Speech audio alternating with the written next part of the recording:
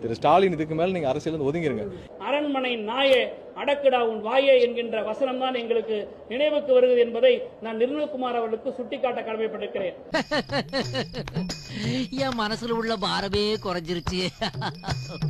மாண்புமிகு அமைச்சர் அண்ணன் சிடிஆர் நிர்மல்குமார் அவர்களே, உங்கள் மேல எனக்கு ஒரு பெரிய மரியாதை சத்தியமா இல்ல.